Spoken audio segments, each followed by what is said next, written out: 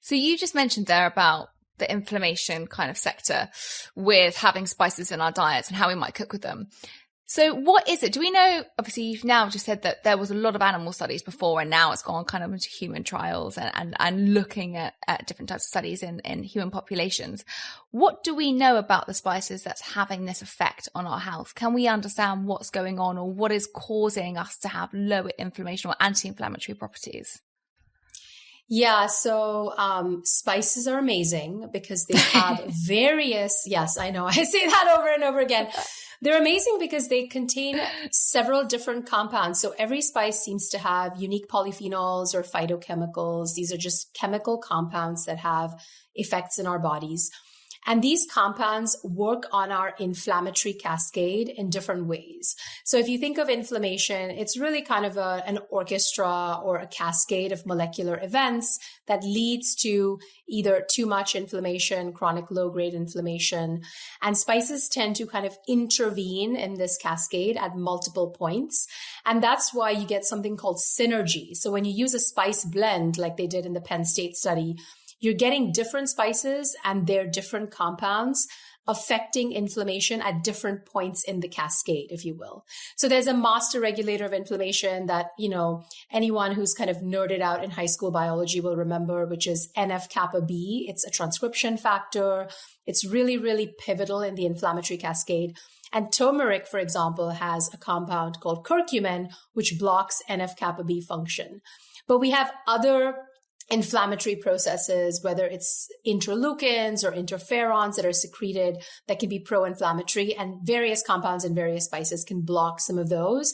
So I guess the point is spices are working on inflammation in various ways. And that's why spice blends become sort of really, really powerful when we're thinking about how to block chronic inflammation in a culinary way.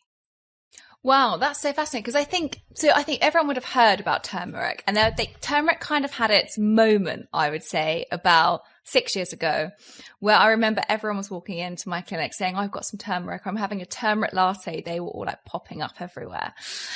So when we're thinking about turmeric, and I'm bringing it up on that because that's one that you just mentioned, is it more effective to have it as a culinary source, as a supplement source?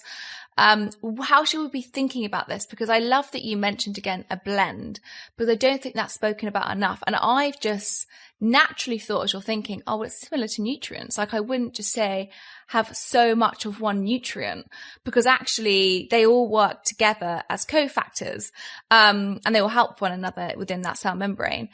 Similar to spices, that's kind of what I'm hearing you saying. So how should we be thinking about turmeric as an anti-inflammatory spice? Like what should we be pairing it with and how should we be thinking about it? Yeah, I love that you brought that up. I think that's a really nice reminder because, you know, we do tend to live in a world where we're all looking for this kind of magic silver bullet solution to all our health problems. And if someone's like, this antioxidant is great, so we think, well, that's got to be the thing. And we've just got to double down and overdose on that one thing. But if we really look at the body of evidence as a whole, it really seems to be overall dietary patterns that combine this massive amount of plant diversity that is incredibly beneficial for health outcomes. And spices are no exception. So I would say the whole spice is always going to come as part of this kind of food matrix, the spice matrix. There's multiple polyphenols, multiple phytochemicals, and they work in synergy. And so with turmeric, while it may be tempting to go out and get a curcumin supplement, what we know is that turmeric has multiple phytochemicals, not just curcumin.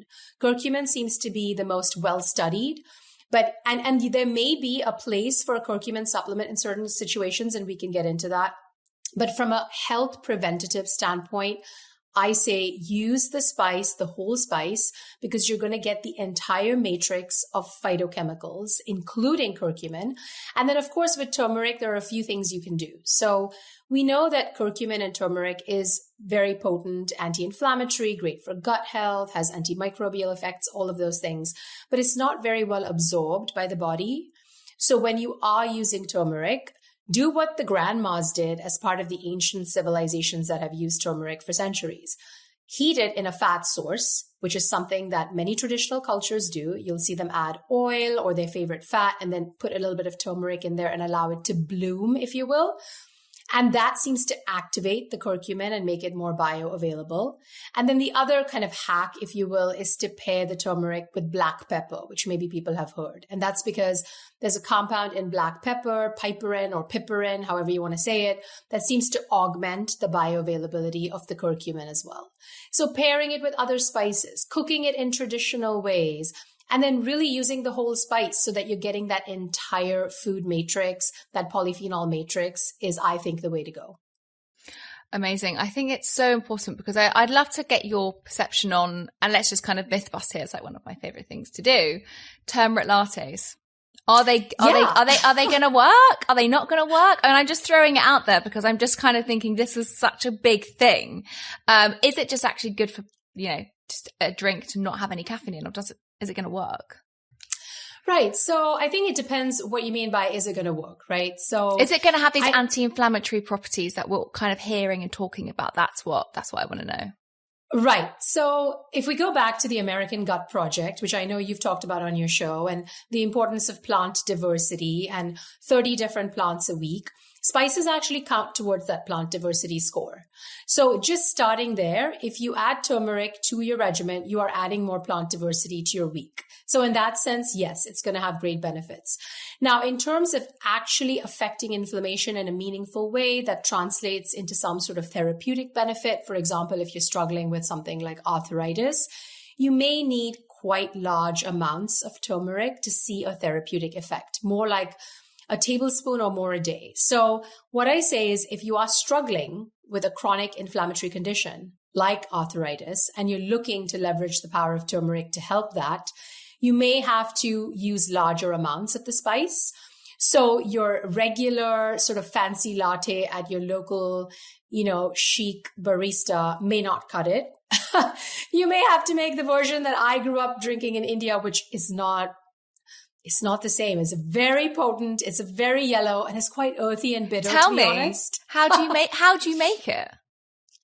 So I have a recipe on my Instagram feed, on my blog, but yeah, you just add like a heaping tablespoon of turmeric to your cup of favorite nut milk. And then you can add a little bit of nutmeg and cinnamon and cardamom, a dash of date syrup or maple syrup, and you have yourself a very strong turmeric latte. And then, if you are struggling with an inflammatory condition, you can always talk to your physician about incorporating a curcumin supplement. That's where some of these more concentrated supplements may be of use. But when it comes to prevention, increasing gut microbiome diversity, which can then positively impact your inflammatory status, I think even small amounts of turmeric are going to have benefits in your sort of gentle latte, if you will.